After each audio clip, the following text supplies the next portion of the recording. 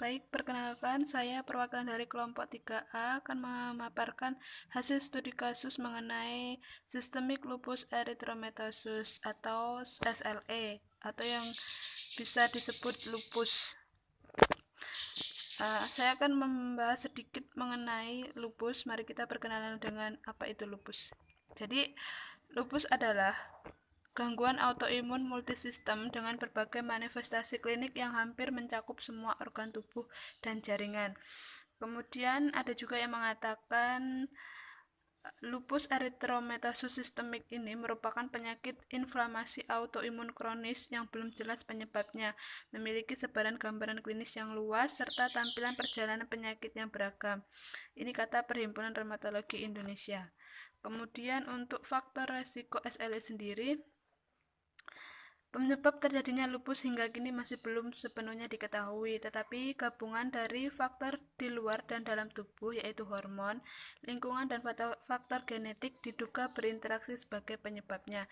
Karena memang ini adalah penyakit autoimun, sehingga penyebab pastinya belum diketahui sepenuhnya. Faktor genetik itu 77% keluarga dekat dan 30% kembar identik. Kemudian ada faktor imunologi karena ini penyakit autoimun. Kemudian faktor lingkungan, stres, sinar UV khususnya matahari.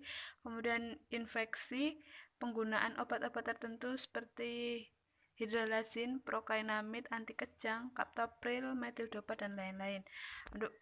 Kemudian faktor hormonal itu wanita lebih beresiko karena wanita mempunyai hormon estrogen dan prolaktin. Itu kata P2PTM Kemenkes RI. Kemudian untuk tanda dan gejala dari SLE sendiri, yang pertama sering merasa lelah, kemudian demam berkepanjangan, sakit kepala, kejang, riwayat trombosis arteri atau vena, ruam pada wajah, kerontokan rambut, sensitivitas terhadap cahaya matahari, luka atau ulkus pada mulut, sakit di dada bila menghirup nafas dalam, kemudian sesak nafas, dan penurunan berat badan. Selanjutnya kita masuk ke kasusnya. Jadi di sini kasusnya ada Nyonya HR, seorang wanita pengusaha batik terkenal berusia 33 tahun dengan tinggi badan itu 158 cm. Dia baru saja didiagnosis lupus erythematosus. Nah, baru-baru ini pasien mengalami penurunan berat badan sebanyak 6-7 kg.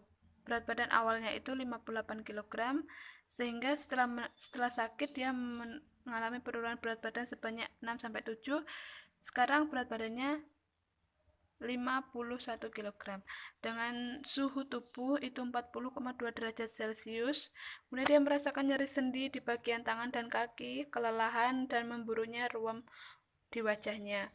Nah, untuk pemeriksaan lab, ini kreatinin serumnya 2,8 mg per desiliter, titer ananya 1:320, dan positif anti ds-DNA, tes anti SM juga positif. Kemudian untuk urin analisis mengungkapkan 3% protein urea dan jumlah yang sedikit. Dari data lab juga pasien mengalami anemia ringan, kolesterol dengan LDL 200 mg per desiliter. Kemudian untuk tekanan darah yang tercatat itu dengan 130,90 per 90 mmHg. Kemudian pernafasannya di bawah normal dan nadi di bawah normal. Kemudian untuk subjektifnya, di sini keluhan pasien mengalami penurunan berat badan 6-7 kg, kemudian suhu tubuhnya 40,2, artinya dia mengalami demam, nyeri sendi di bagian tangan dan kaki, kelelahan dan memburuknya ruam wajahnya. Kemudian riwayat penyakitnya tidak ada riwayat penyakit keluarga tidak ada keluarga yang memiliki penyakit khusus. Kemudian riwayat pengobatan juga pasien tidak meminum obat khusus.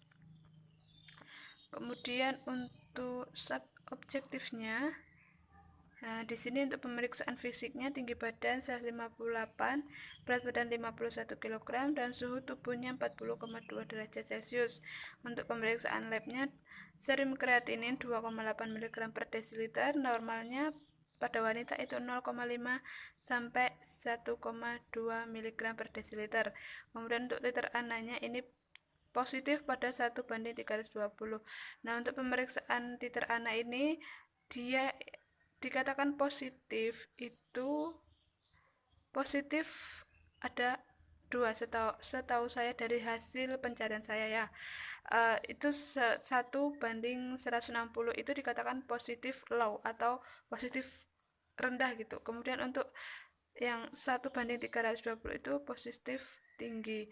Kemudian untuk tes anti DS DNA-nya dia positif, anti SM-nya juga positif. Kemudian untuk urin analisisnya dia mengalami proteinuria. Kemudian anemia ringan, LDL-nya 200 mg per desiliter, sedangkan normalnya itu dikurang dari 130 mg per desiliter. Kemudian untuk tekanan darahnya, pasien tekanan darahnya 130/90 mmHg, normalnya 120/80 mmHg. Kemudian pernafasan di bawah normal, nadi juga di bawah normal. Selanjutnya asesmen. Berdasarkan data subjektif dan objektif yang telah saya sampaikan di atas, atau juga bisa dilihat di sini, DRP atau problem medis yang kita temukan. Jadi di sini pasien didiagnosis lupus, kemudian tanda dan gejala lupus yang tentu saja ini harus kita monitoring ketat agar tidak terjadi perburukan penyakit ataupun terjadi komplikasi. Yang pertama, demam, suhu badannya sampai 40,2 derajat Celcius, sedangkan normalnya itu 37 derajat Celcius. Kemudian untuk fungsi ginjalnya dia mengalami penurunan karena di sini dia mengalami proteinuria dan volumenya sedikit.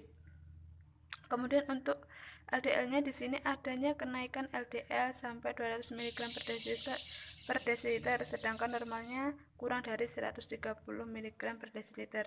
Anemia, di sini pasien memang mengalami anemia ringan. Namun memang kalau pada pasien lupus tanda-tanda seperti ini memang terjadi karena seperti yang telah saya jelaskan di atas, penyakit lupus ini gampang sekali menyerang organ-organ tubuh. Kemudian sehingga apa yang akan kita lakukan, apa yang akan kita rencanakan untuk menangani pasien HR ini, yang pertama kita akan memberikan terapi farmakologi untuk menurunkan keluhan dan meningkatkan kualitas hidup. Kemudian terapi non farmakologi juga akan kita berikan dan monitoring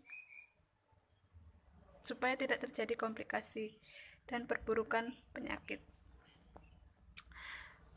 Nah, untuk sebagai rekomendasi terapi farmakologi awal, kita merekomendasikan paracetamol 500 mg 3 kali sehari itu untuk menurunkan demam. Jika dirasa pasien demamnya sudah membaik, paracetamol tidak diminum tidak apa-apa.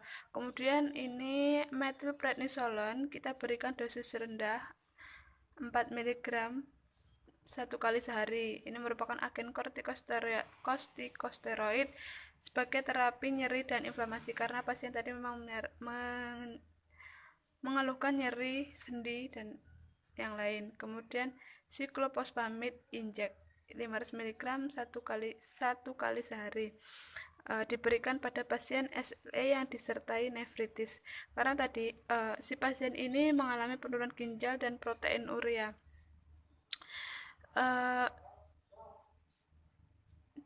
Jadi kami studi kasus. Sebenarnya dari judulnya saya juga menemukan bahwa methylprednisolone dikombinasikan dengan siklosporin itu efektif. Namun saya cek itu ternyata ada interaksi. Jadi kita merekomendasikan obat ini terlebih dahulu. Nah, selama kita memberikan terapi ini, kita akan memonitoring tadi mengenai tekanan darah, LDL, dan lain sebagainya. Jika ada perburukan atau ada peningkatan kadarnya, kita akan menyusun lagi terapi yang lebih baik gitu. Mungkin saja kita nanti akan bisa menambahkan untuk menurunkan tekanan darahnya atau juga bisa menurunkan LDL-nya. Di samping itu, kenapa kita belum memberikan terapi itu sekarang? Karena kita juga memberikan terapi non-farmakologi. Diharapkan dengan terapi non-farmakologi tersebut dapat membantu menurunkan si tekanan darah maupun LDL-nya. Nah, ini untuk terapi non-farmakologinya. Untuk rekomendasinya, untuk SLE-nya sendiri, kita menganjurkan untuk menggunakan tabir surya topikal atau yang mempunyai sun protection factor itu lebih dari 35. Ini sangat penting menggunakan tabir surya atau sunscreen atau sunblock seperti itu. Kemudian diet sehat, kemudian menjaga higienitas tempat tidur. Karena apa? Si pasien lupus ini memiliki ruam di wajahnya. Kemudian meningkatkan aktivitas fisik. Aktivitas fisiknya itu tentu saja yang tidak terlalu berat. Kemudian untuk terapi non farmakologi untuk kenaikan tekanan darah dan LDL-nya, kita akan merekomendasikan untuk diet sehat dan rendah garam serta makanan berlemak. Karena makanan tinggi garam akan dapat memicu tekanan darahnya, dan makanan berlemak juga akan memicu LDL-nya. Kemudian rutin olahraga ringan dan menghindari stres gitu. Kemudian untuk monitoringnya, apa saja yang perlu kita monitoring? Pada pasien RHR ini beberapa hal yang perlu dimonitoring adalah: pertama, demamnya, kemudian ruam wajahnya apakah memburuk, apakah membaik, ataukah terkontrol. Kemudian untuk klinisnya itu akan kita monitoring fungsi ginjalnya, tekanan darahnya, dan juga hematologi. Hematologi ini tes darah, artinya kita bisa melihat LDL dan lain-lain.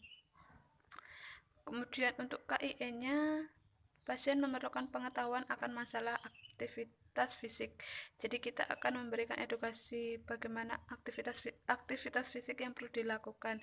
Kemudian berikan KIE untuk mengurangi pencegahan kekambuhan seperti menghindari paparan sinar matahari dan memakai tabir surya, payung atau topi